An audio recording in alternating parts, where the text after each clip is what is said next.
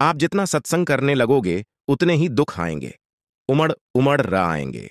बड़े बड़े दुख एक साथ टूट पड़ेंगे तुम पर। जीवन से जैसे सुख तो गायब ही हो जाएगा। तुम जितना गीता पर या सत्संग करोगे उतने ही जबरदस्त दुख आएंगे। क्या तुम्हें नहीं पता कि जिस गति से तुम सत्य को खोजते हो उससे तेज गति से सत्य तुम्हें खोज रहा है। जितने तुम उत्सुक हो उससे कई ज्यादा वो प्रतीक्षा में बैठा है। यदि तुम एक कदम सत्य की तरफ बढ़ाते हो तो सत्य लाखों कदम तुम्हारे लिए आगे बढ़ता है।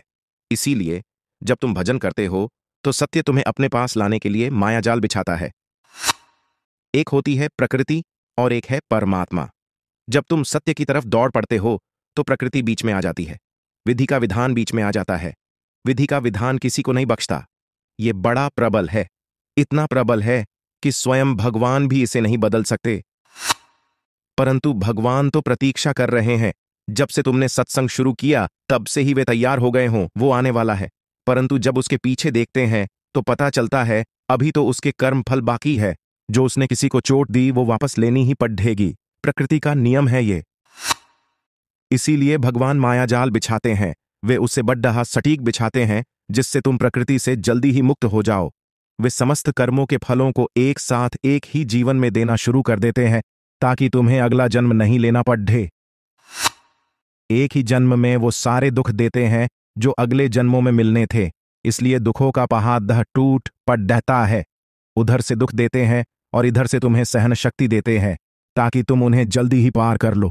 तुम जल्द ही पार करके उनके पास चले जाओ, वरना ये दुख तो तुम्हें आगे कई जन्मों में मिलते रहते और तुम यही भटकते रहते। पर अब उसने देख लिया और अब वह ध्यान रख रहा है तुम्हारा। तुम्हें दुख दे रहा है ताकि प्रकृति जल्द ही भेज दे तुम्हें। इसलिए तुम जितना सत्संग करोगे उतने जल्दी ही कर्मफल के दुख आएंगे और तुम इसी जीवन में भोग कर प्रकृति से परे चले जाओगे। सन 2005 की बात है। एक स्वामी जी थे, बड़े गजब थे। एक दिन उनको किसी छोटे से कीड़े ने गले में बड़ी दिक्कत कर दी। उनके भक्तों ने अमेरिका से इलाज करवाने की सलाह दी। वे नहीं माने, कहने लगे जो होना है वो हो जाएगा। परंतु भक्त कहाँ मानते। स्वामी जी जबरदस्ती अमेरिका भेज दिया। उन्होंने बहुत मना किया पर भक्त एक न माने। ऑपरेशन शुरू हुआ। कई प्रयास के बाद डॉक्टर ने वह कीड़ा निकाल दिया। स्वामी जी डॉक्टर को कहा कि वो कीड़ा दिखा दो मुझे। डॉक्टर ने दिखा दिया। अब स्वामी जी कहने लगे कि अब इस कीड़े को वहीं डाल दो जहां पर यह पहले था, मेरे गले में। डॉक्टर बड़े हैरान हुए। ये क्या कहते हो, मरना चाहते हो? स्वामी जी बड़े मुस्कुराए और कहा कि इससे पिछले कुछ जन्मों के कर्म जुड़े हुए हैं। ये उसी कर्म का फल देने आया है। यदि आप इसे निकाल दोगे तो मेरा कर्म फल बीच में ही रुक जाएगा। फिर अगला जन्म लेना पड़ेगा और इसे भुगतना पड़ेगा। और अब इतनी प्रतीक्षा नहीं होती मोक्ष के लिए। परमात्मा प्रतीक्षा कर रहे हैं। यदि एक जन्म और लिया तो वे मेरे लिए व्याकुल हो जाएंगे। इसलिए इस कीड़े को वापस डालो ताकि मैं अपने कर्मों से जल्द ही मुक्त हो जाऊं। डॉक्टर ने नतमस्तक होकर वो कीड़ा वापस डाल दिया और कुछ दिन बाद स्वामी जी की मौत हो गई। वे मुक्त हो गए, सत्य से मिल गए। इसीलिए ये मत सोचना कि भगवान तुम्हारी सुनता नहीं, बल्कि जब सत्संग आरंभ हो और दुख मिलना शुरू हो जाए तो समझ जाना कि तैयारियां शुरू हो गईं।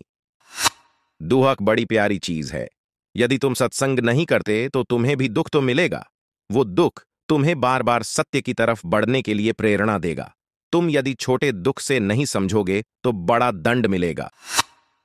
इसलिए दुख के इशारों को समझो। जब बिना कारण ही मन दुखी होने लगे तो समझ लेना अब सत्य की दृष्टि तुम पर पड़ रही है।